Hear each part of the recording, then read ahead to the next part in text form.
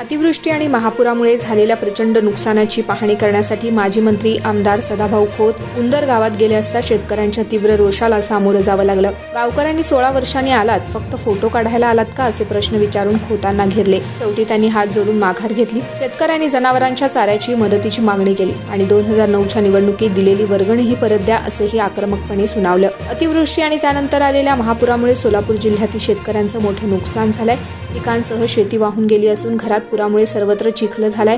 त्यामुळे बळीराजा अक्षरशः रस्त्यावर आलाय। या नुकसानाची पाहणी करण्यासाठी आलेले माजी मंत्री आमदार सदाभाऊ खोत यांना शेतकऱ्यांच्या रोषाला सामोरं जावं लागलंय। 8 दिवस कुठे होतात? आम्ही वर्गणी काढून सदाभाऊंना 2009च्या निवडणुकीत लीड दिला, ते आमच्याकडे 16 वर्षांनी आलेत असे म्हणून शेतकऱ्यांनी खोतांना घेरलं। शेतकऱ्यांचा संताप पाहून अखेर सदाभाऊंनी खोतांनी हात जोडून पाया काढला। हे आज माढा तालुक्यातील उंदरगाव येथे अतिवृष्टीमुळे झालेल्या नुकसानाची पाहणी करण्यासाठी आले होते। 2009च्या निवडणुकीत वर्गणी काढून सदाभाऊ खोत यांना मदत केली होती, मात्र गावातून मतधक्क्यही त्यांचं वाढवलं होतं। तब्बल 16 वर्षांनंतर सदाभाऊ खोत हे उंदरगावात आता आले होते। यामुळे खोतांवर ग्रामस्थांचा राग होता।